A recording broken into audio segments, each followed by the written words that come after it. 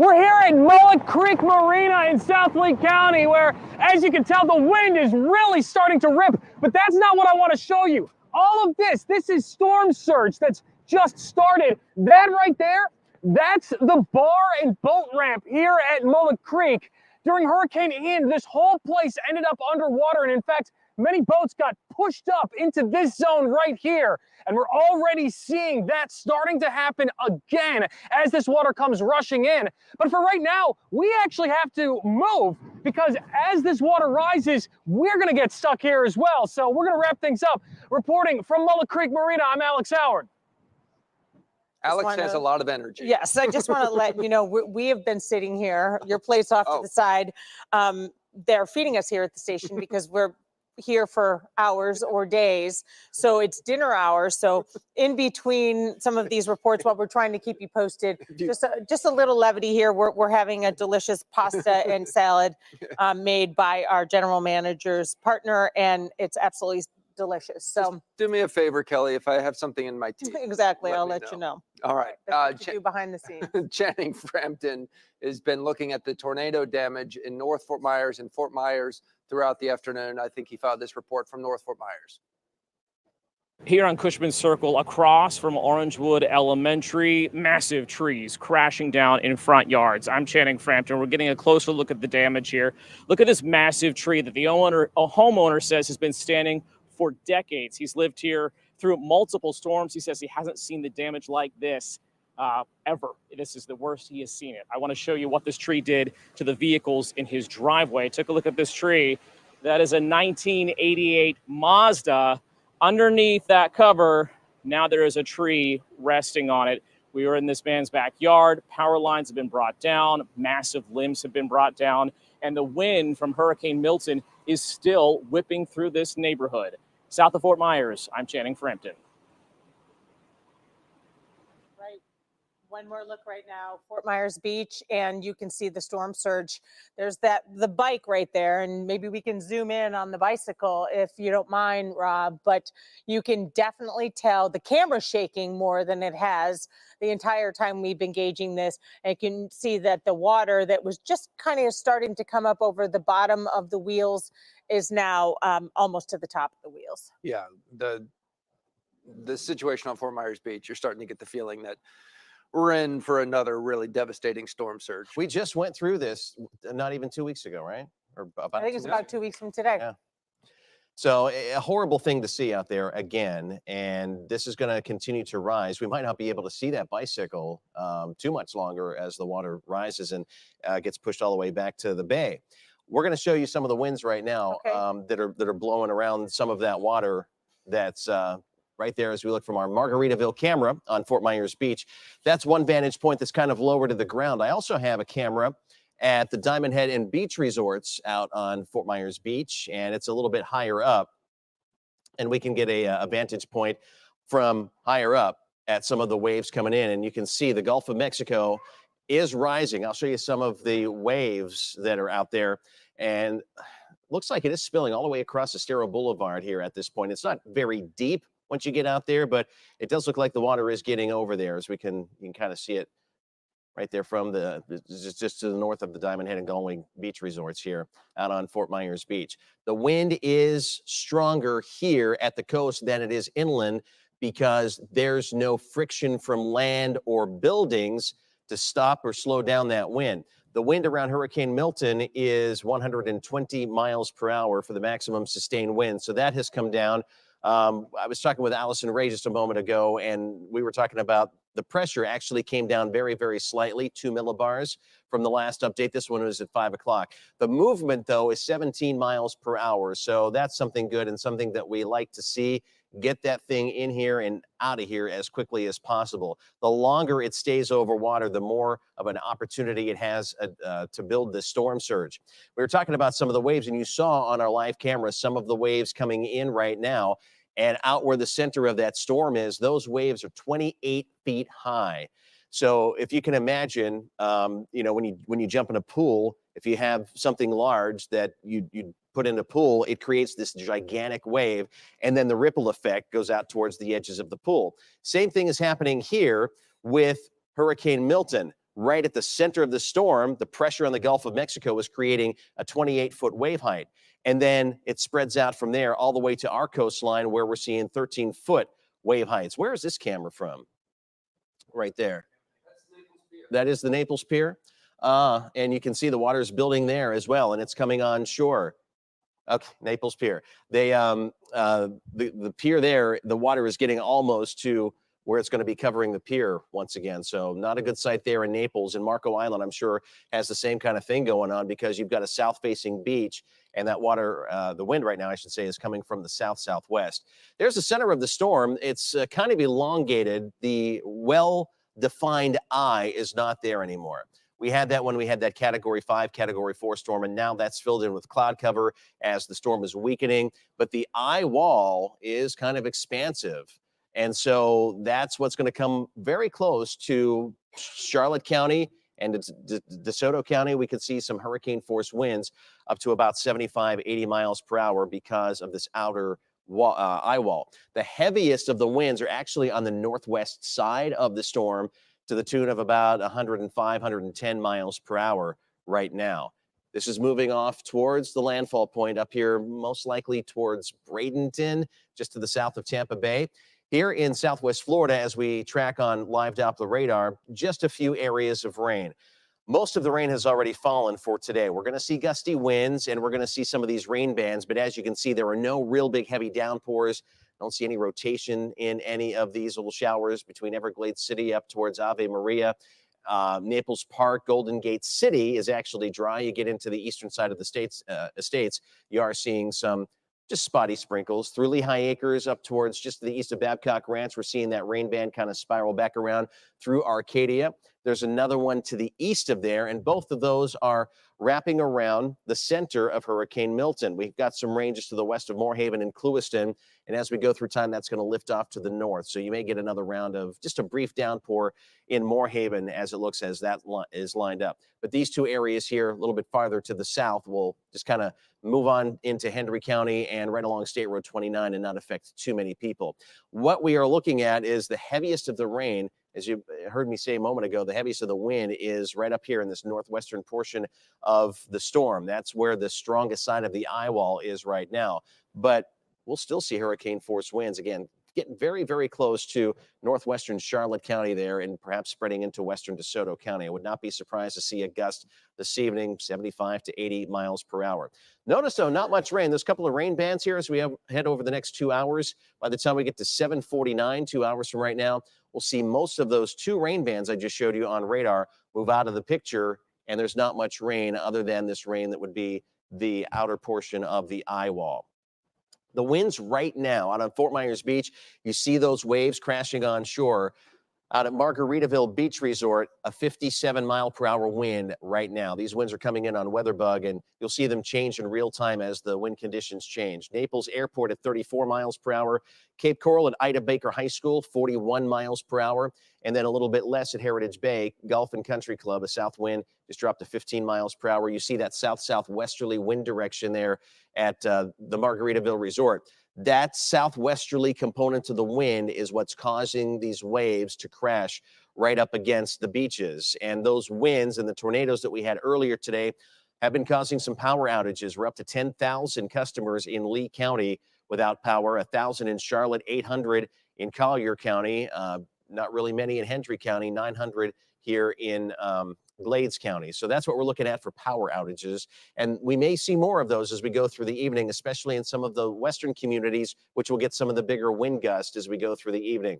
After Milton makes landfall, it does weaken down to a Category 1 storm and exits out the other side of the state as a tropical storm. Doesn't look like it has an opportunity to re-strengthen. The landfall point tonight, right there, just to the south of Tampa Bay, most likely right around Bradenton, between Tampa Bay and Sarasota. So that's going to give us the onshore wind as we go through the evening to continue the storm surge.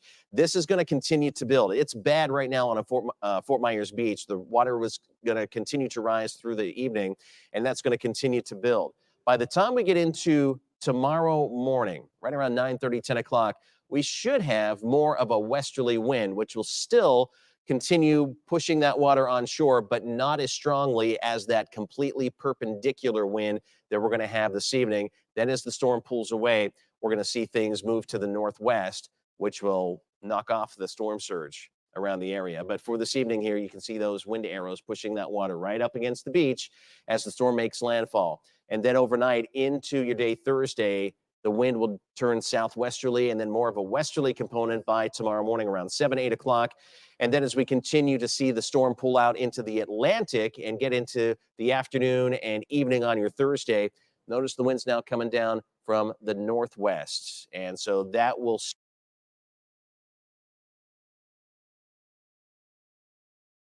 County during Ian, and then of course during Irma we had one, but if we get one in the Manatee, Hillsborough, Pinellas County area, it may be the first time we've had one issued here. So like we talked about a second ago, the track generally moving to the north-northeast. We've seen a little left shift, a little right shift now, perhaps a little bit more of a right wobble at this point, but the overall trend, it doesn't matter. The forecast stays the same. Pinellas, Hillsborough, Manatee, Sarasota counties. This is the potential landfall projection here over the next 3-hour period.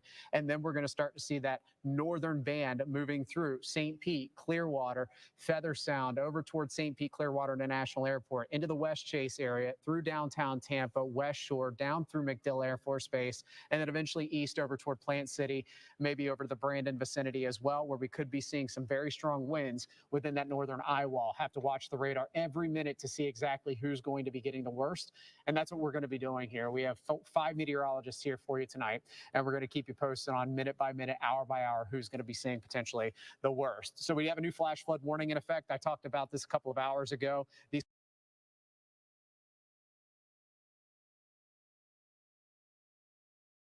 And downloading our app is, in my opinion, a great way to do this because, look, if you've lost power, and by the way, you should be charging your phone right now. Let's go back to me, guys. You should be charging your phone right this second and keep it charged. And obviously, because if you lose power, that's your lifeline. So if you lose power, you can still watch us.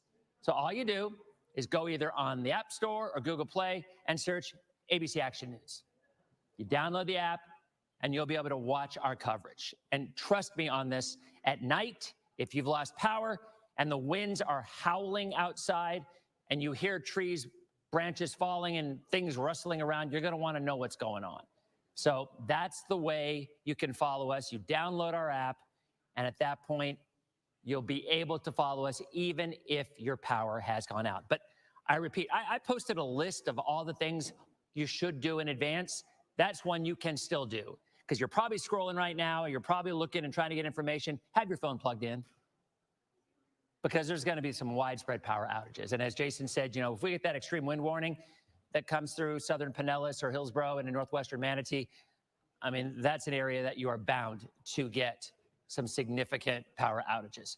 So there were a lot of tornadoes on the East Coast. Still are tornado warnings over there, but there it is. Landfall around 9 o'clock. So the eye crosses at about 9, but there's your center. If you were watching DPL the last few days and we showed you the models were very solid on predicting how this storm would look, because there's your eye, kind of ragged. There's the center. All of the weather is north in terms of the rain. And Greg and I were just talking. I mean, the biggest impact, in fact, he was saying, Dennis, it might be harder for you to get home. I live in Palm Harbor. It might be harder for you to get home. We were worried about having to bypass trees because it might be harder for you to get home because of the flooding. And we're not talking surge because they'll have an offshore flow in northern Pinellas and probably central Pinellas. We're talking rainfall, fresh water flooding. So there's your eye. There's the right side, areas of Sarasota. I mean, how close would you say this edge of this eye is to coastal Sarasota? It's basically there. It's like almost there. Now it's moving, you know, this way right here. But boy, I mean, I'll tell you, there's probably some pretty solid wind going on right there from Port Charlotte up to Sarasota, and not just the flood warning. And then the heaviest rain, the squalliest weather is on the northern eye wall. And that's what's going to go on. So tell you what, let's go on back to the anchors. We're going to continue to watch this closely. And the minute we get any kind of extreme wind warning or anything of the sort, we'll come back and let you know. And again, Dennis, charge your phones. While you do that, just looking at some of the wind gusts, 69 miles per hour in St. Pete, 59 miles per hour at Sarasota Bradenton International, 61 at Albert Whitted in downtown, 58 in Venice. So just now beginning to see those stronger tropical storm force winds. There have been some changes also to the tornado watch. Most of the area is still in it. Our southern spots have been cleared out of that for now. We'll let you know if that changes, but that tornado watch that covered up everybody is now only for Polk County and then Hernando County south to Sarasota County along the coast. Ladies, take it away. All right, Jason, thank you so much. We want to bring Wendy back in as we are coming in and out over the next few hours. Of course, we're going to be with you through the height of the storm and all throughout the evening. We do have some updates from St. Pete. Yeah, I was just looking on Twitter, St. Pete police actually sending out a note that as Milton approaches and conditions worsen, they now say all first responder operations will be paused for the safety of our police, fire, and medical teams. They will not be able to respond to emergency calls until it is safe to operate. So, you know, that's why it's so important to hunker down and stay in place. Don't go anywhere. Don't get in your car. Don't try to drive anywhere to look at whatever damage has already been done. Please stay wherever you are. It's interesting because in Helene, winds never got to the point where first responders couldn't get out. They are expecting, obviously, the winds to get higher, and that's one of the reasons why they're putting out that warning. Once they hit 45 miles per hour, it's unsafe for them to go out to rescue. And the storm surge is also an issue as well, which was the deal with Helene. They just, you know, they couldn't get in. Now, can you imagine navigating the debris?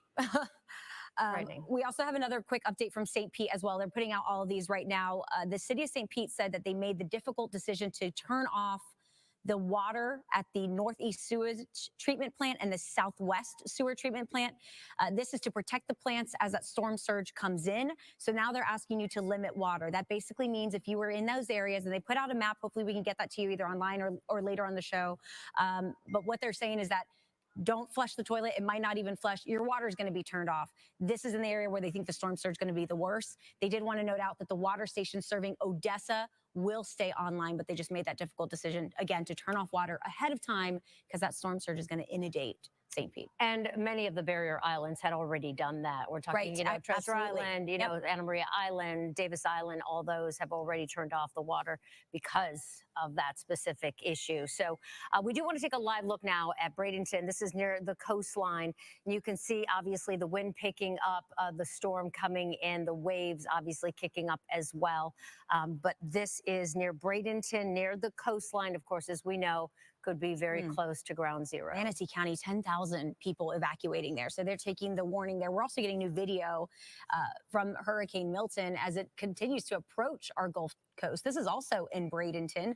The Bradenton Police Department actually put this out, and you could see the flooding right here along Riverside Boulevard right there. And obviously officers are there to make sure that drivers aren't going through, and we're starting to see that water come through. And this is just the beginning of what's going to be a very long night, Wendy. Of course. And this is a live look at one of the bridges. It's the Dick Meisner Bridge. FDOT camera here showing what's going on in that area leading up to the Sunshine Skyway Bridge. It's the northernmost bridge in lower Tampa Bay.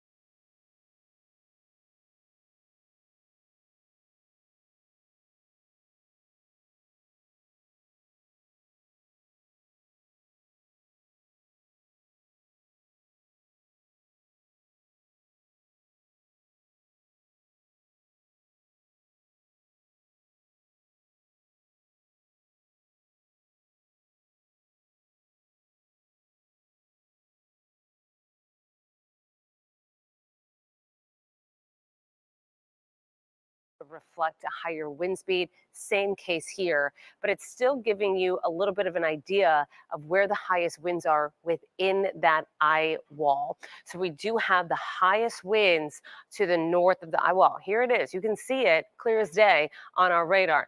125-mile winds, and that might be reduced significantly, more in the order of maybe 70 or 80 farther to the south and near surface. But it's also important to note these are going to be offshore winds. I'm sure what's occurring now in the Tampa Bay region is the water starting to maybe go out a little bit before that water might return farther to once the storm moves off to the land. So as this continues to push off to the north and to the east, these winds are following suit. We still have maybe 50, 60 mile per winds at an elevated source parts of our Cape Hayes and up through Venice and Englewood, but closer to the eye wall, it's a little bit stronger. What we take away from this is that areas to the south of the eye wall are not as strong. That's important for us because as those onshore winds go, if these can weaken even more, just another little note there, just not sure that increase, it's just that the radar, the eye wall moved. So I made a inquiry of that certain pixel. So it doesn't mean the winds increase, it means the pixel, the eye wall moved within the past radar scan. So now I'm just inquiring a different pixel that's closer to the center of the eye wall. So it's maybe not an increase of wind. What it is a inquiry closer to the center where the highest winds are. But we are seeing the winds stay strong, but if they can diminish a little bit faster farther to the south as those winds come onshore, that would be beneficial for our storm surge. Unfortunately, the storm surge has already begun. It is occurring through Fort Myers Beach. I've been kind of checking on some cameras around my neighborhood in North Fort Myers. Haven't seen the water come up too much just yet, but I'm not going to let my guard down as far as seeing this water come up. As far as parts of Charlotte Harbor, up through the Peace River, Myakka River as well, we are expecting the water to come up 1 to up to 3 feet for well areas inland, and then it continues to increase as you get closer to the Gulf of Mexico. This is a look at how it is getting very close. The heaviest rain right now just north of Sarasota. Now, is this going to continue its little motion to the east, or is it going to continue to move off to the northeast? Here's that time lapse again. This is the past 4 hours. You can see it's kind of starting to stall out a little bit right there, and then it moves a little bit farther to the east here, just a little bit. So I'm going to kind of wait until this replays again so we can track how the center is getting a little bit closer to our region. That outer bands of the heaviest rain just north of the eye wall are moving into areas north of Sarasota. This will replay in just a moment. So this is going to move momentarily. This will continue to move just off to the east, but notice how it's starting to collapse even more so on the back edge of this. What sometimes can happen though is if it can't see, and if the rain is too heavy, sometimes it might not be able to see all the rain behind it. But for now, I think it's kind of just collapsing there. So we see it stall out just a bit and then a little bit of a turn just to the east there. Is it going to make a sharp turn into Port Charlotte? No, but it could be very close to making landfall within the next hour or few to places like Sarasota.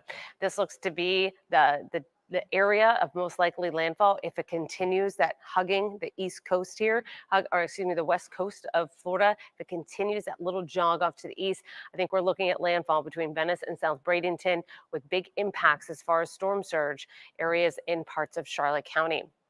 Fort Myers Beach is seeing that water come up. When is high tide? Hours from now, and low tide is behind us. So that water will continue to move on in. And like I mentioned before, the quicker the storm can make landfall, the quicker most of those strongest winds will relax. We're still not going to leave the onshore wind. We'll still see the water continue to come up. What we can look for in this scenario, if we can look for any type of way to lower some of the impacts, is if we can slow the rate of increase across the water rise, because the water will continue to rise naturally because of the high tides over the next 8 hours, we are going to hope that those winds can reduce as fast as possible. Instead of 70-mile-per-hour onshore winds, we would need much lower than that, more of a manageable, kind of a normal type of onshore wind, like maybe even a 20 to 25. Unfortunately, not seeing that just yet. Downtown Fort Myers is prepared for the storm surge. I've seen all the sandbags and the tarps and everything ready to go. High tide there is not until 8 o'clock. Just another look here at First Alert Live Doppler. We can see the entirety of that eye wall just pushing in closer and closer to places like Sarasota and Venice. It's still the outer edge of the eye wall is about 80 miles. I had the center of it a little bit closer. So I do think that it is moving a little bit off to the east instead of the northeast. So I'm going to see if that trend continues. What we'll see is from the hurricane hunters and from the National Hurricane Center over the course of the next 45 minutes or so, we'll get another update of that motion. If it continues to slow down, now that landfall is imminent and it is the brunt of the storm is occurring at this time. We're going to get hourly, if not sometimes even quicker updates from the Hurricane Center and see which motion it's going to go. All right, I'm going to do a little bit of analysis. I'm going to toss it back over to Kelly and Peter for some more information. All right, we have more live pictures coming in from across our area. This is North Shore Park. The video is live, but it's glitching a little bit. We're not sure if they're having power issues or connectivity issues, but you get the picture. The wind is starting to push onshore. This is at the North Fort Myers side of the Caloosahatchee Bridge that connects Fort Myers and North Fort Myers. And oh, geez, there's people there. Folks, tell your friends who are out there in the storm, get in, especially if you're along the coast. The river is going to breach North Fort Myers. That part of North Fort Myers will get flooding. So will downtown Fort Myers, all the usual spots. So this is North Shore Park. The water is starting to rise.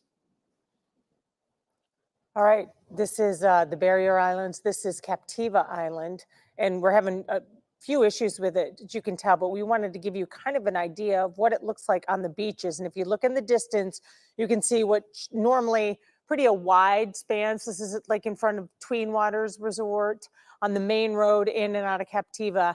And you can see right up in the dunes there, the water is coming right up past the dunes, likely to continue. And keep in mind, they just dumped a bunch of new sand on this beach after Hurricane Ian. It's a huge spot. People love to come sit here. It's a big spot for weddings and engagements. Iconic spot of Fort Myers Beach, of Captiva Island. And let's just hope, you can see there the water is coming through now, so it's only a matter of time before it's in the road. And they got hit so hard from Hurricane Helene, they had to scrape mounds and mounds of sand off the road. The sand piles out there right now on the side of the road are 20, 30 feet high. All right, let's go to, I think we were going to Inglewood Beach next. This is our first look at Inglewood Beach, and this will probably get the worst storm surge in our area because it's the farthest north and the farthest west. So this is going to be especially susceptible to storm surge in our viewing area. We will keep an eye on this, but the winds are super strong right now. This is pretty close to where the eye of Milton is, and those waves are crashing strong onto the beach in Inglewood. All right, this is back on San Carlos Boulevard again, looking towards Fort Myers Beach. This is some of the areas where they had tornado damage. This is North Fort Myers Lake Fairways now, a manufactured home community where so many homes were damaged, some even destroyed by a tornado, possible tornado that touched down in this community earlier today around the 1 o'clock hour. And it is just so devastating to watch all of the shredded metal all over people's homes. Roofs are gone, cars are destroyed, trees are down. It looks like most of the people here had evacuated, but our reporter that was there this afternoon when it was safe to be out was talking to several homeowners just devastated by this. They've lost their homes in a tornado during a hurricane. And a lot of folks who live in manufactured homes and mobile homes can't get insurance. No one will insure them. So they take the risk of of just, hoping that nothing like this happens, and just such cruel fate that, again, during a hurricane, it's a tornado that actually does the damage, that ruins your home and just adds so much stress to your life. Let's go now back to Fort Myers. We've got some pictures of all of the devastation that happened. A tornado hit Colonial Boulevard near Summerlin, between Summerlin and 41. And this is what it looks like right now on Colonial Boulevard in Fort Myers. Tree limbs everywhere. Gas station awnings have been ripped apart. It is just something. I live right down the street from here and never seen anything like this in my neighborhood. That's a 7-Eleven at De Leon and Colonial, just west of US 41. The awning ripped off. So many businesses around here saw a lot of damage as well. And then homes on the neighborhoods on either side of Colonial, in McGregor Reserve, Peter, on your side, and then on the other side of some of the smaller homes, and we saw entire roofs ripped off of apartment complexes. Yeah, that's the very 7-Eleven where my 16-year-old daughter got gas yesterday. So it's just a little spooky to see it like this right now. Let's go to Rob Duns, one of our fantastic meteorologist who's been working so hard behind the scenes to get you what you need to know. Yeah, let's make sure we're also keeping an eye on what's happening with the weather right now. As the outer eye wall of Milton is getting very close now to the shoreline of Sarasota and Charlotte County. As you see on the radar reflectivity, it might not look like much just based on the radar reflectivity, but unlike the showers and thunderstorms that we see here during the summertime, which look really impressive on radar, there's a lot more wind in the upper levels of the atmosphere with this. So there's a few different ways that we can analyze this here. And it looks like, again, the outer edge of that eye wall is now starting to approach the southern side of Sarasota County and the northwest corner of Charlotte County. So for areas like Minnesota and Tarpon Point, the Englewood area, and some Minnesota Key and Grove City areas across Rotunda and Cape Hayes and Placido, we've got some really, really strong winds in the upper levels of the atmosphere that are likely really picking up the wind speeds in areas of the Cape Hayes Peninsula and portions of these barrier islands here on the western side of Lee County. Now, as this outer part of the eye wall scrapes along the Lee and Charlotte County coast, this, of course, is going to really pick up the winds over the course of the next few hours, because the storm is moving much faster, yes, than yesterday, but it is still only moving at 17 miles per hour. So it takes a long time for the eye to travel great distances. So if we were to do some analysis on what the winds are doing up and aloft, and when I say up and aloft, I mean up and above the Earth's surface, the beam height here, the point that the energy from the radar tower is meeting the sky here, or meeting the raindrops in the sky, is showing evidence now of winds just above the Earth's surface, about 4,000 feet, between 76, 87, up to 79 miles per hour. So this doesn't necessarily guarantee that the winds on the Earth's surface are going to be as strong, but it does give you a good indication that some very strong winds, likely hurricane force wind gusts, are going to be moving across the western side of Charlotte County and the southern portions of Sarasota County as the center of this hurricane gets increasingly close to shore.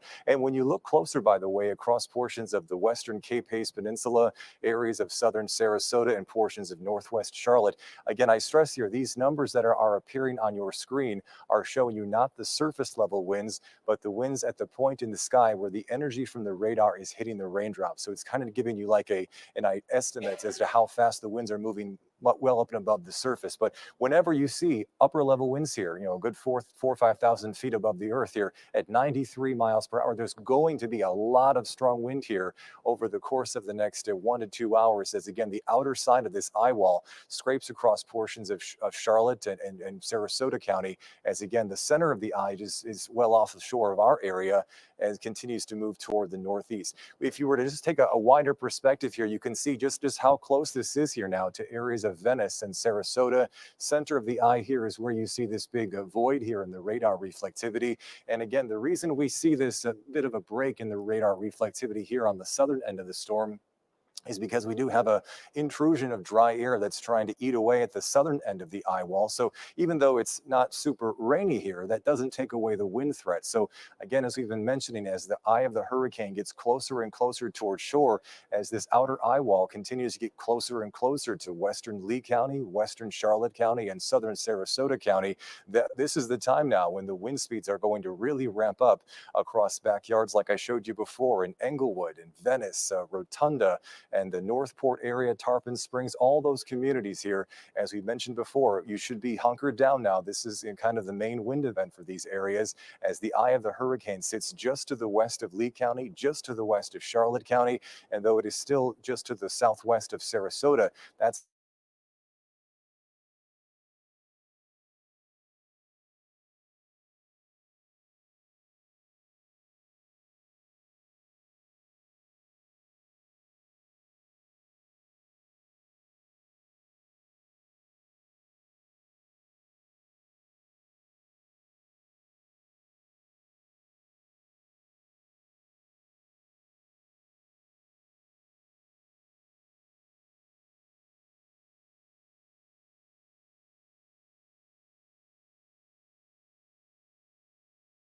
likely where it's going to make this landfall point here within the next several hours.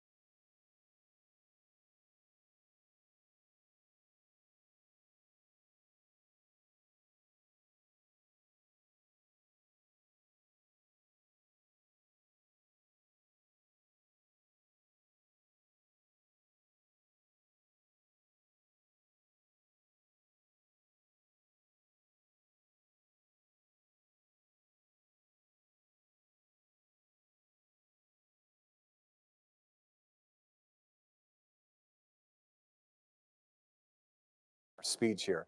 When it comes to the movement and the evolution of the eye, if you wanted to replay things and how things have evolved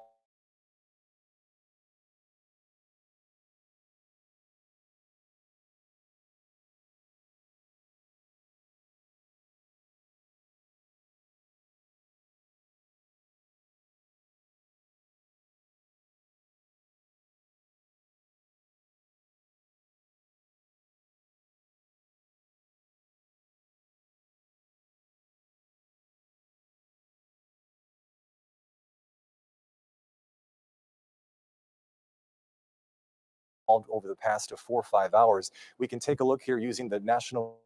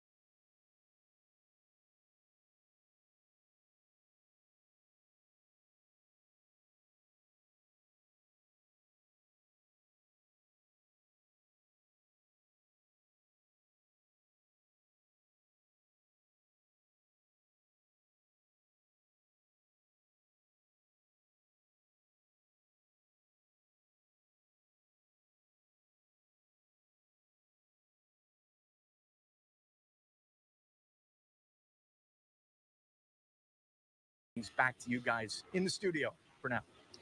If you notice again, Chad's here in the next few hours in Sarasota County, but we will still need to be prepared for the possibility of peak winds from right now until the hurricane finally pulls away from us between 60 and 73 miles per hour from communities in Bonita Springs southward. And though the wind threat isn't quite as high across communities in areas south of Naples, and it's still in that 60 to 73 mile per hour range here on the western side of Lake Okeechobee, now again is the time to hunker down and stay put. You do not want to be traveling outdoors right now. We have confirmed that we have ongoing storm surge happening right this moment in areas like Fort Myers Beach. We have confirmed that tropical storm force winds are in place. A lot of emergency crews are going to have to hang tight now until the storm is done. And as we showed you just a moment ago, we are seeing evidence aloft, up and above the Earth's surface, of very intense winds that are pushing towards Charlotte, Sarasota, and western Lee County. So again, now is the time to hunker down. Allison, am I able to toss it back to you, or where are we going from here? I think they're going to show a few things that just came in, and then we can come back to me in a moment. Okay, if I could then, just for a moment, we'll toss things back to Peter. Rob, I want to let you know quickly before we get to the power outages that NBC News is reporting. You were saying you've never seen this many tornadoes before. Yes, your time covering. that's right. They're reporting there were 100 in Florida, and that's a record for one day in the state of Florida. Warnings, just to be clear, warnings. Tornado warnings in Florida in one day. So they're at 100 right now. So yeah, that's quite a lot. Okay, let's look at the power outages right now.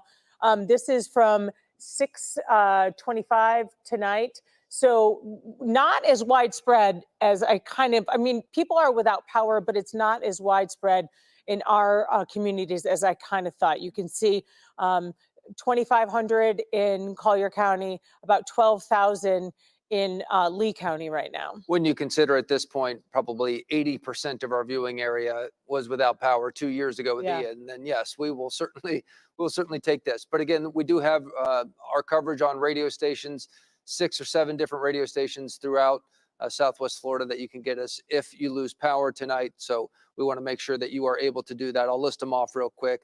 B1039, 96.9 K-Rock, Sunny 106.3, 102.9 Bob FM, 104.7 The Mix, and 98.9 WGUF. So if your power goes out, make sure that you have a radio so that you can continue to get our coverage. We'll walk you through it.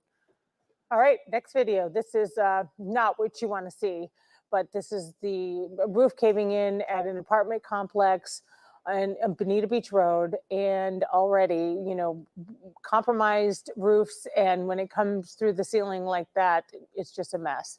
Let's go to the storm surge coverage on San Carlos Boulevard. This is the road that leads you up to Fort Myers Beach. So if you're driving onto or off of Fort Myers Beach, you can see that this is becoming a dangerous situation. Nothing too hectic right now, but this video was about an hour ago. So the water has risen a few feet right there. This is when our crews were still safely out on the roads. We have since recalled all of our crews. They are back at the studio. No one should be on the roads at this time. All right, we are tracking Milton making its way closer to landfall. We're a few hours away from landfall. So there were conflicting reports. Is this going to make landfall overnight? Is this going to make landfall late into the evening? We might be hours away based on its little bit of motion off to the east. I'm going to kind of play this again, see if it will play again for me. What we're going to be tracking is this storm was pushing off to the northeast. What I did is kind of track these lines with the general estimated area of low pressure as it continues to push off to the northeast. But then as of the past hour or so, seen a little bit of a jog off to the east. So that doesn't mean I think that a landfall is imminent here. It's not going to curve back around and head to the Cape Hayes. That's not going to be possible. But what it could do is make more of a line for South Bradenton or Sarasota. And it's starting to slow down its forward motion just a bit. So that little bit of a curve off here, it kind of made that big jump off to the northeast and a little bit of a curve here within the past hour. So we'll see how this kind of makes its slow approach to Sarasota and South Bradenton. Within a half hour, we'll get another update from the National Hurricane Center. What we want to see is that speed be faster than, say, 16 miles per hour, because earlier it was 17, then it moved down to 15. What I want to see is it stay at 15, because it's probably not going to speed up, but let's keep it at 15 if possible, because the slower it goes, that would mean that we would have more of that time, more time for it to make that surge impact across our region. So we're going to expect this to continue possibly off, and it isn't always a direct motion, especially when you have this real small storm. That wiggle room of kind of jogging where it wants to go is still kind of in the realm. That's why the cone is still as large as it is, even at this point in time, about 50 miles, because we are just kind of gearing up for landfall at this time. Regardless, because we're not expecting that landfall here in Southwest Florida in Charlotte County, but our hurricane force winds are going to be imminent for areas in the Cape Hayes and parts of even into DeSoto County. To give you some perspective here, these are the hurricane force winds indicated in that red color, almost 70 miles wide. And that is up from previous reports earlier today. But then when we look at how far are we from those hurricane force winds, only about 40 miles. That's not a lot of room to give here. So you can imagine that even though this orange color, the orange color is such a wide range, 40 to 73 mile per hour winds are going to be ranging in there. So you can imagine that if these are the hurricane force winds, at least 74 miles per hour, just imagine kind of a gradient. It's not going to be a drastic drop to 40 once you get to the Cape Hayes. So those powerful wind gusts, people are saying, hey, I'm a little confused about your peak number. You're kind of saying 60, 70 mile per hour wind gusts, then you're saying over 100. Here's what we mean by that. What's most likely is that we're expecting those winds to gust 60 to 70 miles per hour. But once you see the eye of the storm, I'm going to just kind of slide this over for you guys so you can see. Once that storm gets closer to landfall and closer to our region, these are going to be the peak gust possible over the course of the evening and into tomorrow. This is unrelated to the tornadoes that went on through earlier. That's just kind of the added impact that we have to deal with when it comes to storms or the tornado threat, when you can have winds well exceeding 100 miles per hour with those tornadoes. So when we look at this peak wind impact, it's at any given time, the wind may exceed 110 miles per hour. And that's going to put that at that category 2 status. But once you see kind of the more expected wind, more in the order of 60 to 70, just shy of category 1 status for areas in purple. That includes DeSoto County, that includes Arcadia, down 17, Deep Creek, Lake Susie, Fort Ogden, Port Charlotte, down through Charlotte County, the Deep Creek region, also through the Mayaca River, Peace River. These are areas where we're also expecting to see the water level rise. If you do have video from, say, your Ring camera, because I sure hope you're not at the home, if you are susceptible to the storm surge, let us know. If you still have, a lot of people still have power. So if you still have that internet connection, send us a video to see what it looks like at your home, or compared to what it used to look like. I did get a picture from John. I'm going to try to get it up for you guys coming up a little bit later, but even Marco Island already starting to see that water really start to increase around their region. So that cutoff for the wind, the peak wind starts to diminish as you head around the Caloosahatchee. But what we're watching in the Caloosahatchee going forward upriver is how high that water gets, and also through Charlotte Harbor as well. As they're just still picking up from Helene, we want to see how that water is going to fare coming up momentarily. One thing to note here, and I'm going to actually zoom out again with my camera, category 3 status offshore. What we've been waiting for all week long is for this dry air to come on in. And this may also be why we're kind of seeing more of that easterly push instead of that northeasterly push. So here's the boundary. Here's the trough that's kind of pushing our way. You see the stark difference in colors? That's boundary. So that red and kind of brownish orangish color, we need that to infiltrate. It's not doing the best job of infiltrating, but it did enough to weaken it some. But you do see how the orientation is more north-south. So that could be why we're pushing it a little bit more to the east instead of to the northeast. It is moving off to the northeast as of late, but it might be having more of an east-northeasterly direction momentarily. Outer edge of the eye wall making its way through Sarasota. Here's kind of that widening eye. Earlier, that eye wall was so small, 4 miles wide during the peak intensity. Then it got to about 10. Now it's much larger, probably about at least 50 miles wide.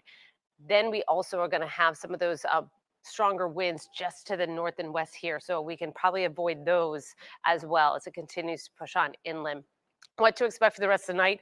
These winds will continue to increase. Port Charlotte, Punta Gorda, Englewood, Venice, North Port. These are areas, Rotunda, Placida. These are going to be areas that have the winds continue to increase until this storm makes landfall, which could happen within the next few hours. We'll continue to track it. All right, we're going to send it back over to Peter and Kelly. Yeah, we have live pictures throughout the area that we want to show you, and this is the worst we've seen so far. This is Turner Beach on Captiva. Holy smokes, look at those waves. This is the parking lot there. If you're driving off of Sanibel, off of Sandcap, over the little bridge, and on your left-hand side, there's a jetty that juts out, and then there's a parking lot right there, right as you get onto Sanibel Island, where mainly much of the parking is. If you want to get out, sit on the beach, you go there. So, yeah, the parking lot doesn't look like it's really there anymore, and all that's left right now are just the rocks that were put out there, the jetty, to protect it. Let's go now to Inglewood Beach. We've been telling you this area is the closest to the eye that probably anywhere in Southwest Florida will get. And you get the sense that Inglewood Beach is going to be devastated by the storm surge that's coming their way. And the storm surge is working south to north. So we saw Key West a few minutes ago and how rough the seas were. We've been checking back on the Naples Pier. This is the far northernmost corner, northwesternmost corner of our viewing area. And it already looks this bad. It's only going to get worse over the course of the next few hours. Took you down to Bonita Springs and the Everglades Wonder Garden, this wonderful little kind of roadside attraction that's been around forever. If you want to see an alligator in Florida and you don't see it in the wild, well, this is the place you can go. Kind of in the heart of downtown Bonita Springs. And if we look and turn the camera and we look down over Old Bonita off of Old US 41, and along the riverfront park there, you can see that the water is coming in. They're really trying to revitalize this downtown Bonita area and make it, there's somebody on a bike, make it a little more pedestrian friendly, and there's a band shell here and shops. And you can see that the water from the nearby, I believe it's the Imperial River, is starting to, in the Acero River, they all are in this area, are starting to flood. We're starting to get some more pictures from Naples. This one is off Sandpiper Street in Naples, and the flooding there is really bad. Now, this is close to the coast, so it was expected, but this is the storm surge that's building in Collier County, where they had the least storm surge potential, and this is still what it looks like. So if you live in Lee County, if you live in Charlotte County, it's going to be like this, but even worse. This is, again, Sandpiper Street in Naples, where the flooding is pretty significant. Let's head out to the Cape now. We want to let you know that traffic lights are out, not just here. I mean, this is Del Prado Boulevard, but US 41, yeah, the traffic lights were out earlier when I was driving to work at like 1:30 this afternoon. So remember, the lights are going to be down. They might be down for a couple of days. And when you come up to an intersection where the lights aren't working, treat it like a four-way stop. You stop, the other side stops. You make eye contact with each other. One lets somebody go, and then you go through. Do not think just because the traffic lights aren't working that you can just blow through the intersection. All right, I think we're getting another check of the weather here with John Patrick. We continue to watch the waves roll in, and, well, of course, our camera's frozen here out of Fort Myers Beach. We're looking from the Diamond Head and Gullwings beach resorts. I wanted to give you kind of more of a bird's eye view looking down so you can see how far in those waves are crashing, and they are continuing to come on in with winds.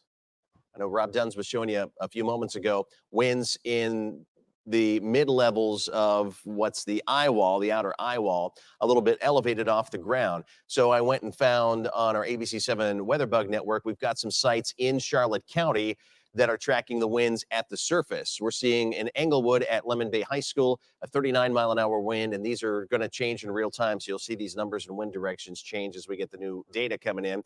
At Punta Gorda Airport, a south wind at 45 miles per hour. Charlotte High School, south wind at 48 miles per hour. And at Port Charlotte High School right now, a little bit less on the wind at 19 miles per hour. But the gusts earlier this afternoon, I mean, again, these sites here at Fort Myers Beach, at Margaritaville and Diamond Head and Gullwing Beach Resorts, they're up a little bit, so they're a little off the ground. But 94 miles per hour is what the gust is at Margarita Beach Resort. Page Field got to 77 miles per hour. A 65-mile-an-hour gust at Diamond Head and Gullwing Beach Resorts and South Fort Myers High School at 62. Some of the biggest wind gusts from today, including right now, and the tornadoes. And some of those rain bands, you saw flooding, which earlier this afternoon, the flooding wasn't from the storm surge. It was just from the rain. And we had parts of the area out towards Sanibel Harbor, 5.83 inches of rain today. Port Charlotte High School at 3.92 inches of rain. North Fort Myers High School, 3.44, and 3.41 inches at Fort Myers High School. So a lot of rain, especially when you have those rain bands that set up and move over the same area with those individual cells over and over and over and over again. We call that training, and that's what set up those kind of numbers. We're watching the Gulf of Mexico come on shore, but we're also watching the river levels from around the area start to rise as well. This is the Caloosahatchee here at the US 41 Bridge in Fort Myers. Right now, the latest reading at 2.04 feet. It is rising, and it's a minor flood stage right now. Flood stage is at 2 feet along that area of the Caloosahatchee. At the Imperial River, you just saw some pictures from Bonita Springs, some flooding there. The Imperial River is at 11.36 feet. Flood stage there is at 11 feet, so we are seeing some minor flooding in the Imperial River around Bonita Springs as well. At the Peace River, now this is a little bit upstream at Arcadia at State Road 70, but minor flooding there. Flood stage is at 11 feet, 11.11 feet, the current reading there. And in Naples Bay, we've been watching the water rise there as well. Right now it's at 3.1 feet. It's a moderate flood stage. Flood stage is at 1.5 feet. So we are seeing the water coming up over the bays and the rivers across the area as that wind around Hurricane Milton continues to batter the shoreline and coming in right now from mostly the south-southwest. It's 120-mile-an-hour storm. Should get another update here in about 20 minutes from the Hurricane Center. Pressure is at 948, and it's moving a little bit more slowly to the northeast at 15 miles per hour.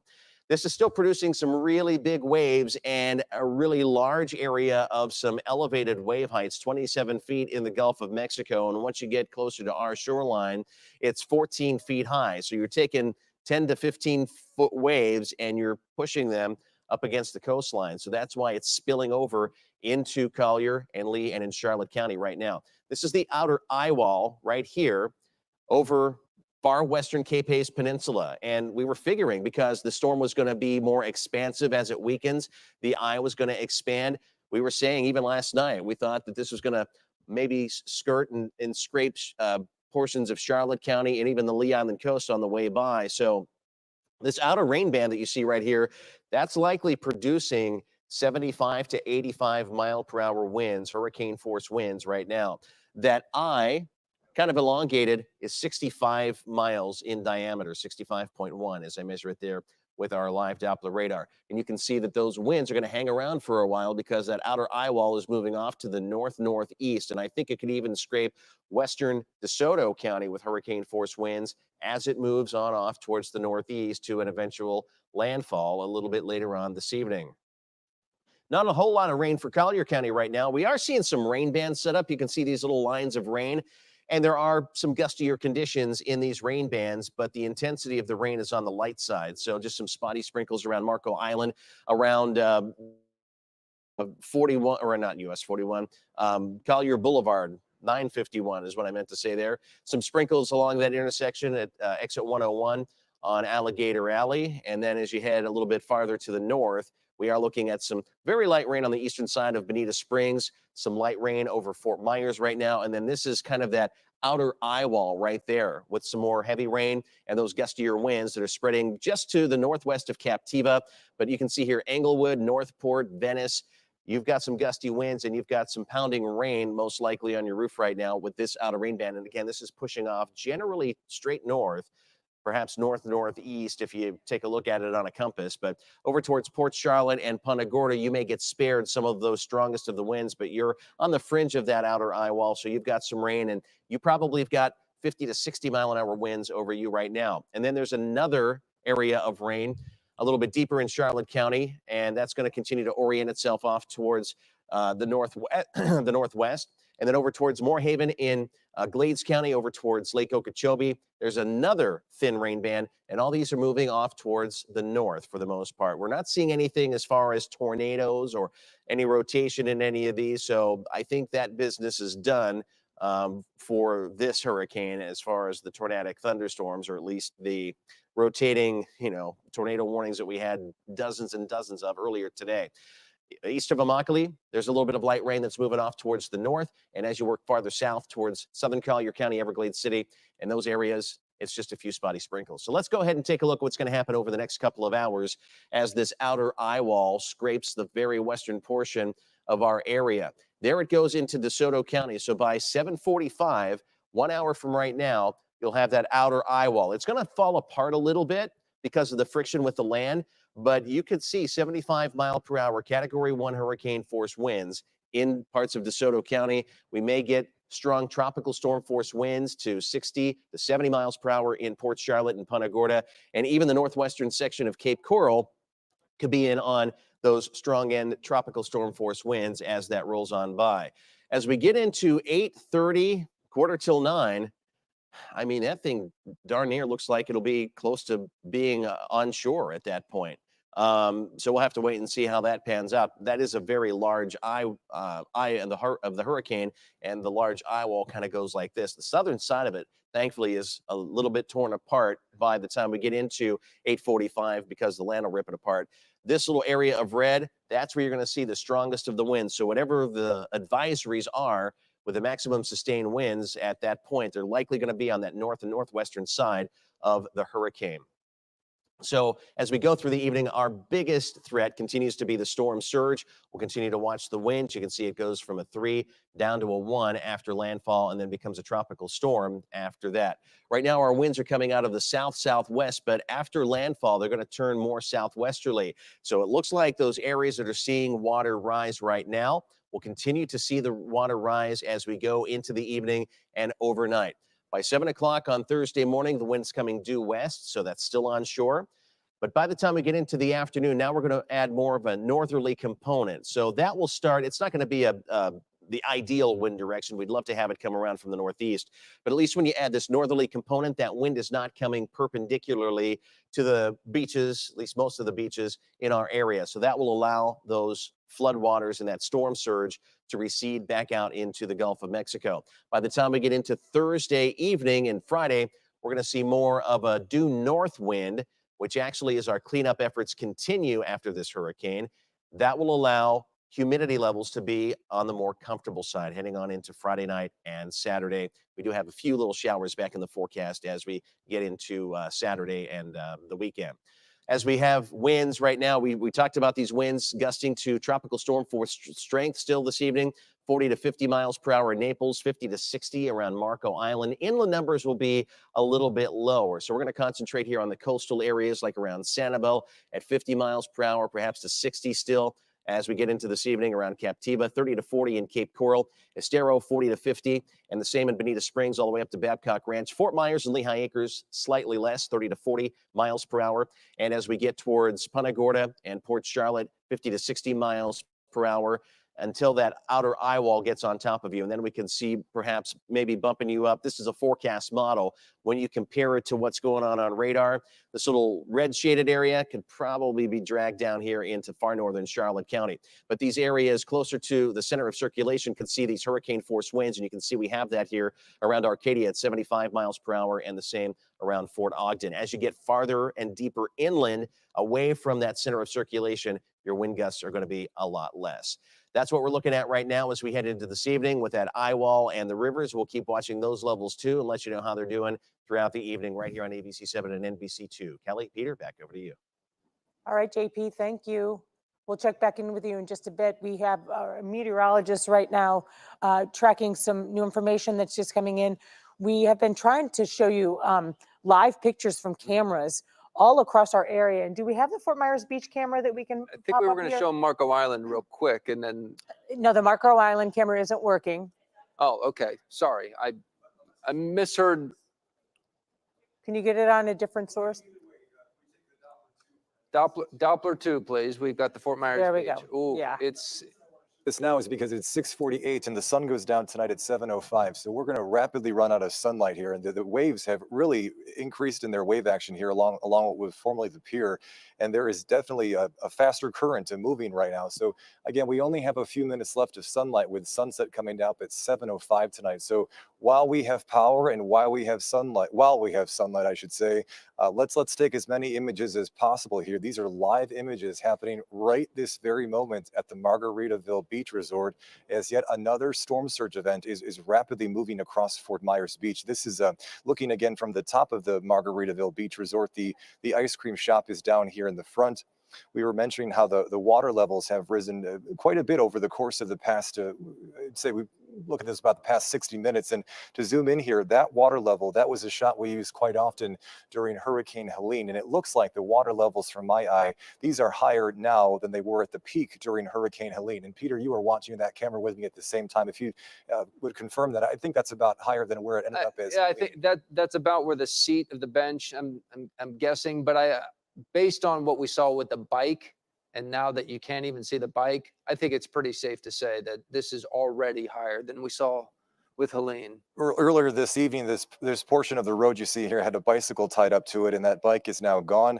And along with it went a few trash bins as well. But as we pan here off toward the right, you can see how that's old San Carlos Boulevard there, and there's like the t-shirt shop and these kind of things. As we look at these live pictures, there's that tropical, I believe it was called Tropical Sunset, that building there that was there before Hurricane Ian. But look at how fast and how deep and how far inland the water has gone right now on the barrier island. You can see some of those newer condos there off in the background. Something I don't notice quite as much of with this hurricane as compared to the last one is floating debris.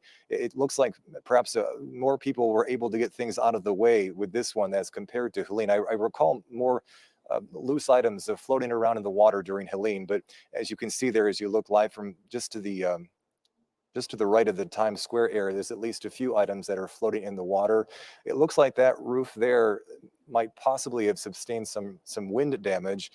Obviously, it wouldn't be clear if this happened in the past few hours, but as John Patrick, a chief meteorologist at ABC7, pointed out, and we could pull it up for a moment on the NBC2 AWS computer, we have had a wind gust of 94 miles per hour on Fort Myers Beach. The peak wind gust in downtown Fort Myers at the Pagefield Airport, at least, has been pegged at 77 miles per hour. The Fort Myers, in the South Fort Myers area at the high school, we've had a wind gust of 62 miles per hour. And at the Naples Municipal Airport, we've had a wind gust of 71 miles per hour. So as we come back here to the NBC2 Doppler 2 source, again, that Fort Myers Beach wind gust measurement of 94 miles per hour, that's part of the wind that is pushing all of this water rapidly onto Fort Myers Beach. I'll try to zoom in there. We can see if it's going up above those windows. It looks like, at least with that window there you see to the left of where it says 201 Old San Carlos, it looks like it might be up to the window level as you see the water levels here with me in real time. I'm going to pull the camera out a little bit wider here and we'll see what we can see off to the other side of the building. The way the camera is positioned on the building, I don't think we're going to be able to see much of the street, but if you look off a bit further there, I just want to try and see if we can get a perspective as to just how fast the water is moving. And I apologize, the feed is so jumpy, but you have to understand how windy it is there, of course, and of course the frame rate. But there's obviously a lot of rapidly moving water across that portion of Fort Myers Beach, as you can see here from the top of the Margaritaville Beach Resort. What I'm going to do here is I work the controls that the camera is pulled back out, and we're going to pan back to the left and see how things have changed over the course of the past 45 minutes. Again, I'm spending the time to show this to you now because it's happening right this moment, but it's 6:52 and we only have a few minutes left before the sun goes down, as sunset tonight is at 7:05. There's a look there at some of those taller condos off on the distance there on the northern side of Fort Myers Beach, just to the north of Times Square. And there's again the intersection with Old San Carlos Boulevard. You can see the parking lot area where you may have parked when you go to the beach is now completely underwater. But if you look here in the foreground, it looks like we still, at least for now, have electricity on Fort Myers Beach. As you can see the lights reflecting there on all of the splashing water that's moving up and against those buildings there. That are facing the bay side as compared to facing the Gulf side. I'm going to pull the camera just a little bit wider here so we can see a little wider perspective as we move past where the clock was. Remember that the town removed the clock this time out ahead of this hurricane, so they'll be able to put it back in place once Milton finally moves away. But you can perhaps see with a little better perspective the speed of the water from this camera view here. If it's possible to pull up the wall, I just wanted to point out how fast this water is moving here. As you can see it moving past those palm trees. And I'm not super familiar with this blue, but is that where you would pay for your parking there? That if anyone is familiar with that part of Times Square, is this where you pay for your parking here? I'm being told it's a lead trans station. So you can see that for perspective, but just how fast the water is moving here. This is really rapidly moving water and is a testament as to how and why storm surge is so dangerous. It can come up really fast, and as you can see here, can really push water along very, very quickly. And that's why, obviously lightweight items get pushed around very easily, but it, doesn't take a whole lot of water to even move things as heavy as big dumpster bins and cars, especially when you have so much water and the force of all that water pushing things along here. And also look at where the old pier was. Of course, Hurricane Ian took it out. It's been in shambles ever since, but when the waves break up along the pier, you see quite some impressive waves here as this intense wind gusts up to a confirmed 94 miles per hour with our anemometer that's on top of the Margaritaville Beach Resort. So really quite something. If you'd allow me to step off camera just for a moment, I wanted to pan back here over to the left. Again, I wanted to spend the time we have with this now because, it's not a guarantee that power will stay up for Fort Myers Beach during the entire hurricane. And with it being 6:54 and now 6:55, we only have a little bit left before the sun goes down, as sunset again is set for 7:05 here tonight. Looks like the traffic lights there at least are holding along as they bounce along in the breeze, but you can see how the water from the Gulf is most certainly overspread Estero Boulevard there. And as we continue to pan back over, is that what it was called? Yeah, this is the restaurant right on the beach there. That's the restaurant.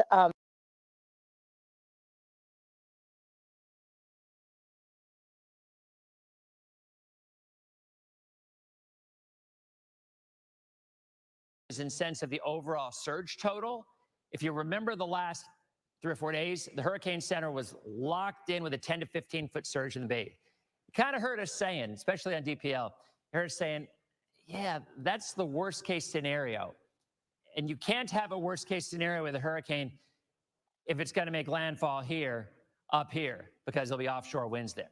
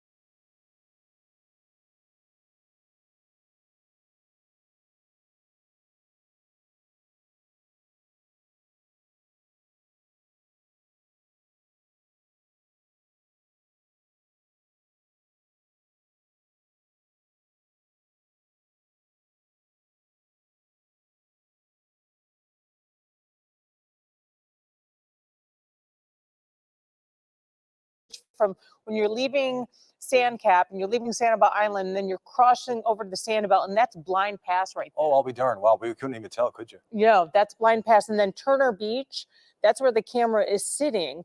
And there's like a parking lot there where you can park if you want to go to the beach, and a bunch of rocks and like a jetty. But on that bridge right there, you usually see fishermen. Yeah.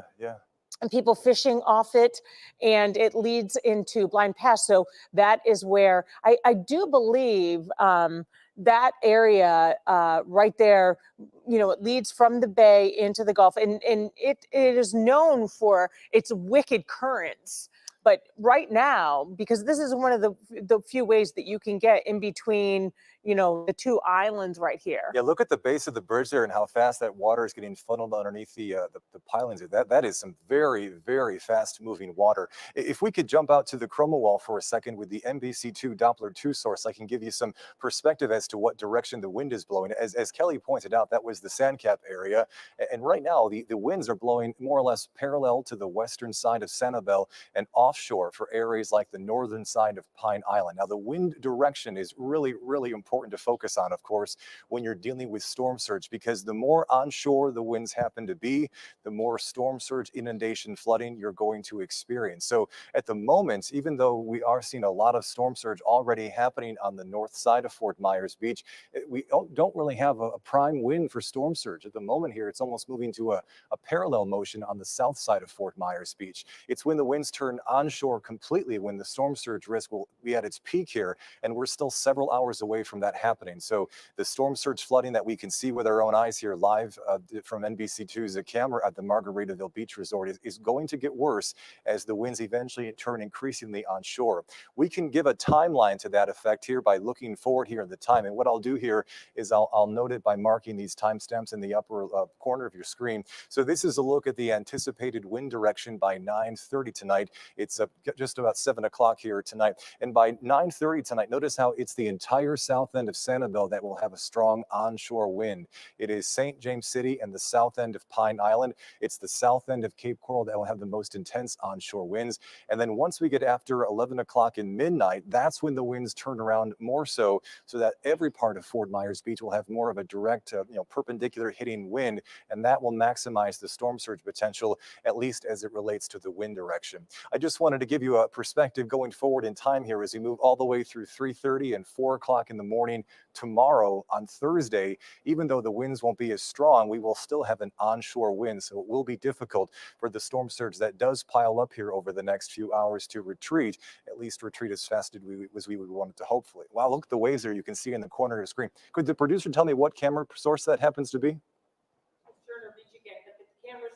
Towards the Gulf now. So this is over the beach parking lot and the jetty that I was telling you. Gotcha. Was Kelly's mic on? Did everyone hear that? Did you hear that? This is Turner Beach again on Captiva. Wow. Right as you come onto the island. Man, that is incredible wave action there. For our neighbors in Charlotte County, and this is where storm surge is going to be worst. As you notice at the current time here between 6:30 and 7, we still have more or less a southeast wind. So it's the eastern side of the Cape Hayes Peninsula right now where storm surge would be the highest possibility. And then on the north end of the Peace River toward areas like Port Charlotte. But as we move forward here, as the hurricane eventually makes this landfall in Sarasota, notice how the winds increasingly turn more from the west and southwest. And that's what really starts to increase the storm surge risk overnight. In the middle of the night is when areas like Englewood and the western side of the Cape Hayes Peninsula will see their highest risk of additional and potentially very, very deep storm surge. I just wanted to touch base with our neighbors in Collier County, and then I did want to pass things back over to Allison Ray as we're coming up to the top of the hour. We have a brand new advisory for areas of Collier County. Right now, it's only really Marco Island and eastward that has the most direct onshore wind.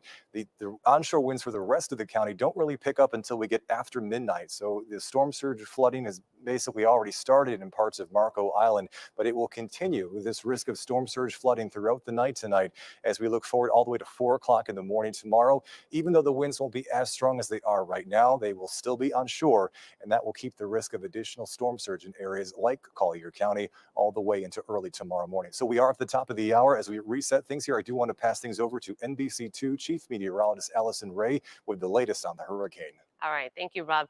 We do have the 7 o'clock advisory. If we could take this full screen, and then I'm going to walk over to the wall here to get a better view of how this storm is acting. The 7 o'clock advisory, we're getting these hourly updates. So with an hourly update, we're not going to see drastic changes. If we could take this full screen, I'd appreciate it. But the pressure here has gone up a bit. So we were at 948. It has now increased to 952. That's a good sign that we are expecting the storm to continue to weaken. However, the pressure increasing is a good sign, but we have not seen the winds budge. So we'll wait for more reports from the hurricane hunters as they get in and out of those flights. But 120-mile-per-hour winds, specifically on the back edge of that system, is going to be just powerful as it gets closer and closer to Tampa. We are just about a few hours, if not within the hour, of landfall through areas just south of Tampa. The direction here moving off to the northeast, I was interested to see if they were going to put an east-northeast to that. They have not, still pushing generally off to the northeast at 15 miles per hour. So it has not slowed down significantly, but it is keeping its current pace at 15 miles per hour. So it's still just sitting offshore. Parts of the outer bands of just outside of that eye wall are making their way in, but the heaviest or the strongest wind, I should say, is sitting offshore of places like Sarasota and Venice. But those powerful winds will continue to increase. What I do want to show you are some of these tides and what to expect when the tides to come up in your region, because right now we're getting a lot of reports of the tides and the waters rapidly rising in parts of Fort Myers Beach, and that was wave action. The current is very strong in parts of Fort Myers Beach, and we have not seen it just yet. We're seeing the waters rise in other areas, but downtown Fort Myers, the water's still kind of holding on, holding back a little bit. That might not be the case after 8 o'clock. And I'm going to show you some of those, some graphs I'm going to pick up here just a bit, but I do want to show the eye of the storm just approaching. Looks like landfall is imminent south of St. Petersburg, but north of Venice. And that's where we'll kind of zoom in or kind of hone in for the next few hours to see how this is going to approach, but the heaviest rain just off to the north there. Looks like our camera at Fort Myers Beach is having kind of a hard time kind of holding steady with those gusty winds.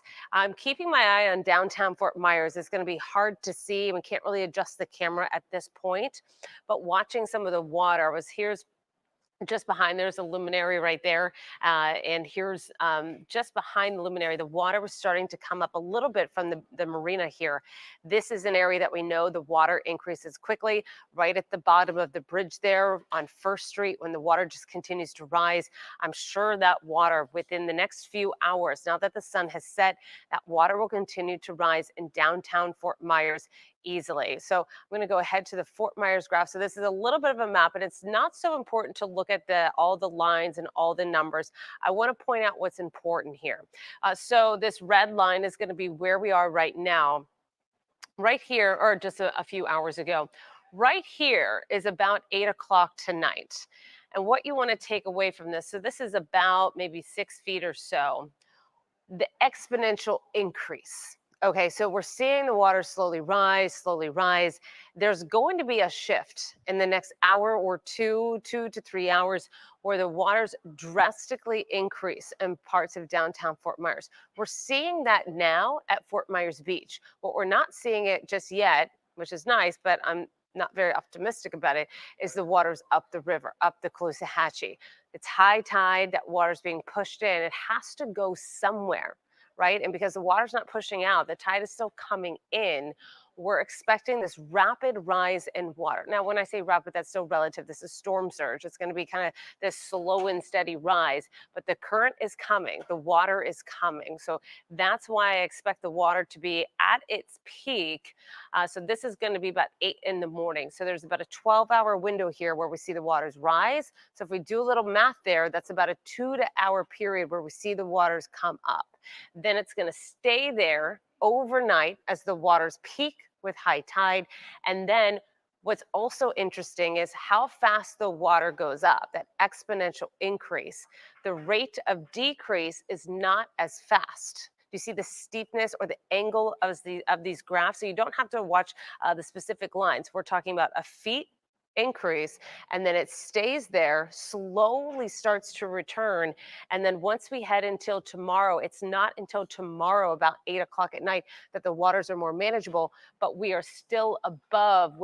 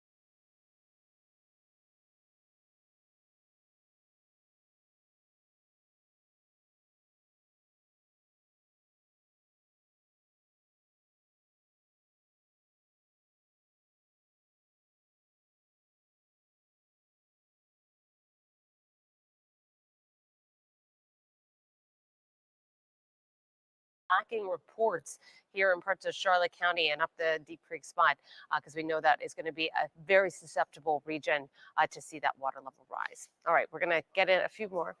Charlotte. Oh, we got the controls. All right, let me zoom. Let me go backwards with. He's going to pull it up again. So we have a couple. All right, here we go. So it looks like, let me step off screen and look off screen here. Looks like the water's still manageable, but you can see if we look at the way the winds are blowing, it's going to be, so we're looking at the Caloosahatchee here, and you can see the palm trees going into the Caloosahatchee. So we're looking down to the west here. So these winds are coming on shore. That 7-Eleven there, and there were some trees kind of in the median. Trees were snapped down, and the 7-Eleven actually had part of the cover of that awning there that had been ripped off, and you could look up and see straight through it. And as I say that now, we are starting to get a little bit stronger of a gust. Certainly nothing too severe, as I mentioned, right outside the station right now here in Fort Myers, but we are expecting conditions to worsen. We'll be out here and be sure to give you updates with what we see throughout the evening. Back to you. All right, let's start to take more of our live pictures that we have for you throughout the area. This is Marco Island Beach. This is an area we've been watching the water rise as well. Those little tiki huts on the beach, the water keeps going a little bit higher, but we'll keep an eye on our live cameras and show you what's going on in every part of Southwest Florida. All right, take a look now at the Naples Pier just a little bit farther to the north, and we have been watching this, the cameras here on the Naples Pier all day, and this is the highest levels we've seen them so far, where the water is actually coming up over the top of the pier. You can see the fence there. This pier is shut down. The pier was destroyed during heavily damaged. It's going to be torn down during Hurricane Ian 2 years ago, and now it looks like it's taking another beating. One of the unique things about how this day has unfolded so far is the weather is going to be a little bit different in every part of Southwest Florida, and we've mentioned the tornadoes. And for people in, say, central Fort Myers, they had a really strong tornado come through. It's been 7 hours now, and that might be the biggest weather effects that they get all day, even though the winds are picking up and the storm surge is picking up. But for a lot of people, the peak devastation of this storm has already happened, and we saw that in central Fort Myers. Let's hope so. Yeah. Yes. NBC2's Channing Frampton gives us a look at Jefferson Park. I'm Channing Frampton, just south of Fort Myers in the Jefferson Park area, where shingles have been torn from homes as powerful winds continue to lash the city of Palms. Take a look at Jefferson Park and the playground that has just been destroyed by the massive limbs that came crashing down during the Hurricane Milton. We're far from the center, but the winds are still so powerful to bring down these trees that have stood for decades. It's going to be a big cleanup process here in the Jefferson Park area. I'm Channing Frampton. Let's get out to Charlotte Harbor now. This is off Harborview Road. Look at this. You can see the water is beginning to rise. It's coming up. Charlotte Harbor, they've evacuated the area here. This area took a hit during Hurricane Helene 2 weeks ago. And again, once again, the water coming up. Let's hope it doesn't get into the communities of Port Charlotte and Punta Gorda. But by the looks of these pictures, it looks imminent.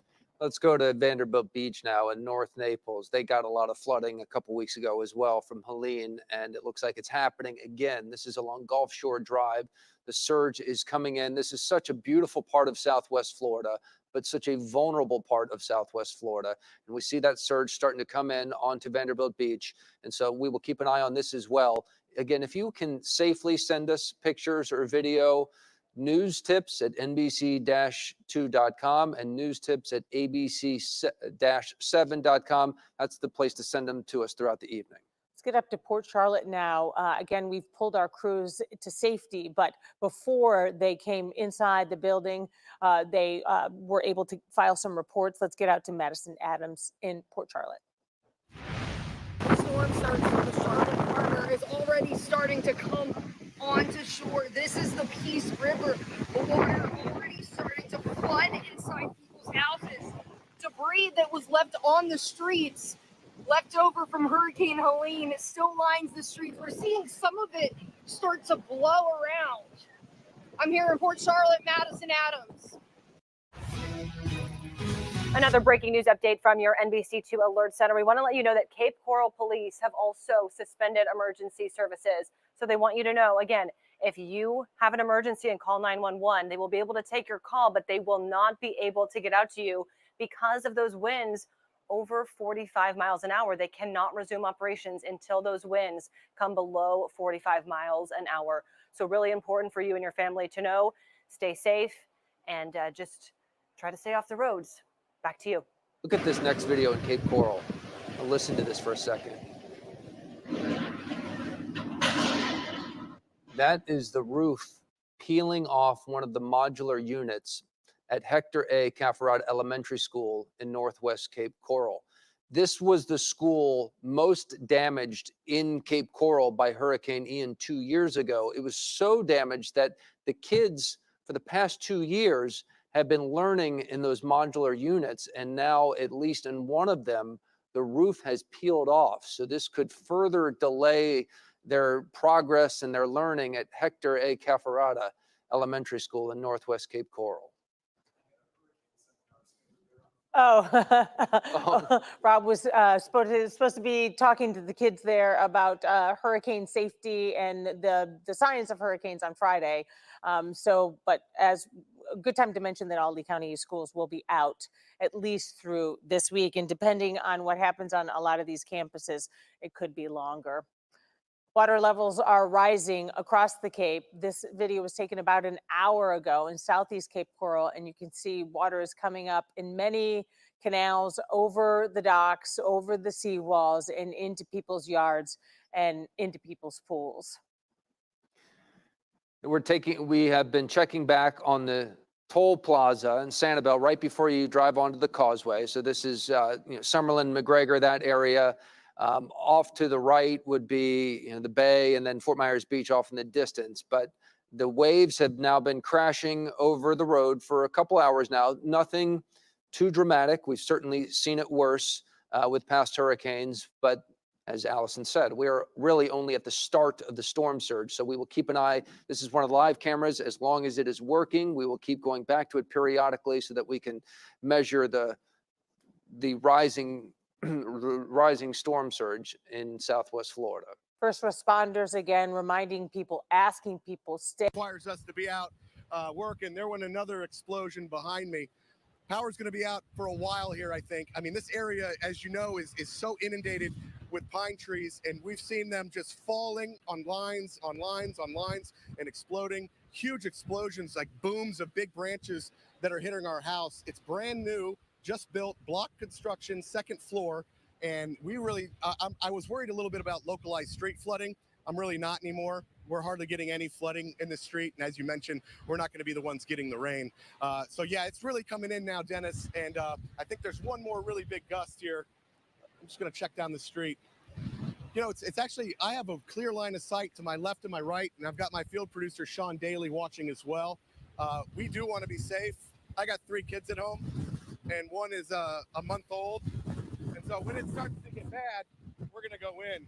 Mostly leaves now, Dennis, mostly just leaves. These trees are holding up pretty good. So yeah, this is a good spot, and these power lines look like they're pretty stable as well. That transformer we thought might explode, but I think since the power exploded behind us a couple of times, this one's not energized anymore. Hey, Mike, how far are you from the water? You know? How far are you from the water? We are, as the crow flies, Dennis, we're 1 mile from Sarasota Bay in evacuation zone E. Okay. So we're really close to the water, and we were in Lido Beach yesterday, and we interviewed a guy. He has a frame house. He's lived there 34 years. He was boarding it up. He said he didn't get really much water from Helene because he's elevated a little bit. I said, hey, man, how are you doing? He said, look, I'm going to say goodbye to my house, and I hope it's here when I get back. And I know surge is hard to predict, even though they were spot on with Helene. So I'm just praying that surge, that worst case scenario, as this thing falls apart, doesn't come in. Because I know right now where we are, we got that onshore flow. And Tampa's got that offshore flow until it kind of wraps around. The winds have been coming out from the east, Dennis. And, as they go counterclockwise, they're just going to wrap around this area. And then we're going to hit another spot so that we can duck in and out of cover. We got a really good spot here elevated. So that's really good. I think the thing is, tomorrow when we wake up in the morning, we're going to be looking at a lot different Tampa Bay area, and it's heartbreaking. Yeah, a lot of trees. I mean, I think it's twofold. After Helene, we are going to get even more. I think the surge will be similar in the bay that it was with Helene in the southern part. But for you, you're a mile in at an E. You said that's okay. But yeah, I'm afraid you're right. Sarasota, all the way up from Sarasota down to Siesta Key, I think they're going to see a 10 to 12 foot surge, and I don't think there's any way around it. So stay safe out there, Mike. We'll come back to you shortly as the winds start to pick up, and that will be rather shortly. Again, thanks. That's Mike Paluska over in Sarasota. We're going to go to Seminole, I believe. Robert Boyd is live in Seminole right now, and Seminole is an area that is actually under that extreme wind warning. So, Robert, it looks like you're okay right now, but I would expect that to go downhill pretty quickly. Dennis, everything you've mentioned the last hour has come true right here in real life for me and the crew in Seminole. Randy Wright and Kylie McKibben. Right now, the wind has picked up tremendously. It is really blowing. You look at these trees behind me. They are swaying back and forth. The stop signs rattling. I feel pretty safe, though, because the property, the Airbnb that we're staying in, doesn't have any large trees in the yard or anything, and I haven't seen much debris blowing around. So that's good news.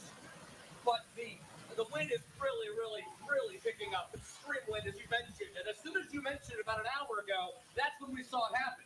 Then you guys mentioned the power outages. And sure enough, you mentioned be careful, charge your phones. The power will go out. Sure enough, about 10 minutes after you said that, right here in Seminole, we lost power at our Airbnb. And then the third big thing that has been mentioned in the studio throughout the night is that once it gets to a certain point, too much danger for our first responders to go out. They won't go out, and that's what's happened right here in Seminole. No longer going out. If anybody has a medical emergency, unfortunately, they're going to have to fend for themselves. Police, fire, they are sheltering in place now. They're not coming out here to help people.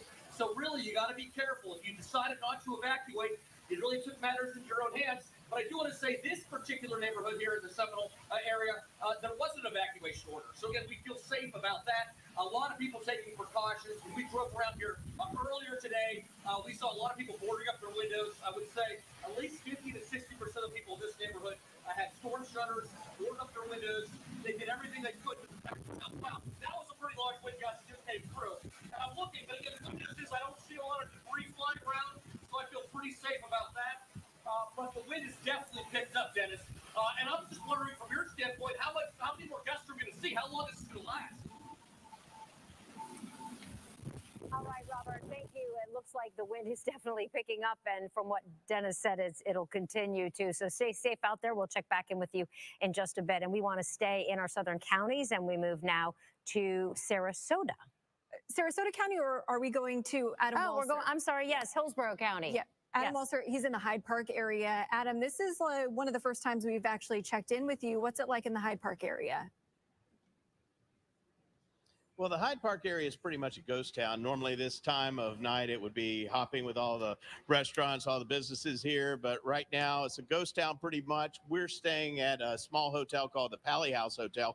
And it's filled with people, actually, a lot of them who lost their homes or had significant damage from Hurricane Helene. They've been staying here for the last week and a half or so since they moved out to get to repair. So they're seeking refuge, and a few other people who I talked to who live down the hill. We're at a High Point here in High Point, but a few of the people who live closer to the bay in those houses that are maybe 100 years old, they also came to this hotel to seek refuge because of that fear of that storm surge. We don't know exactly what we're going to see there, but we have seen a significant amount of rain. We've seen the rain come down constantly. We've seen some squalls, really heavy winds and heavy sections of rain. As we drove around throughout South Tampa today, we saw there's still those piles of debris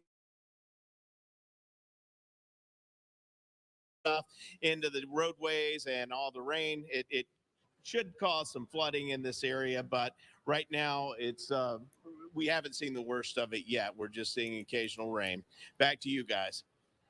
All right, thank you, Adam. We want to go back now to our southern counties because they are truly experiencing the most right now. That's right. And Paul Lagrone is out in Bradenton. And Paul, last time we saw you, you were having power outages around you. Power lines were down.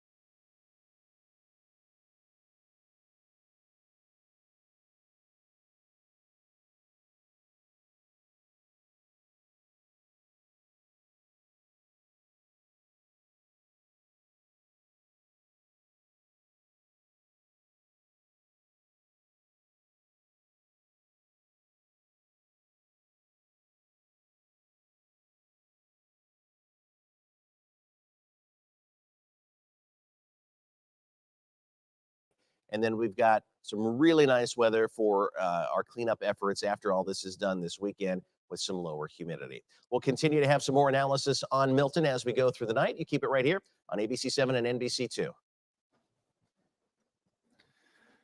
Oh, the water's coming up on Fort Myers Beach.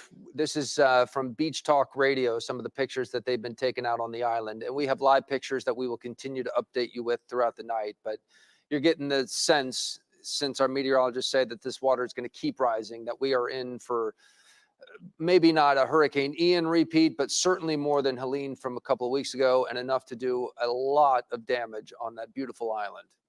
Let's take a look at some more videos this is from someone's home. You know, so many people installed cameras and they have evacuated. And so they're sitting there painfully watching the water rise up. This is Buccaneer on Fort Myers Beach and Redfish Road.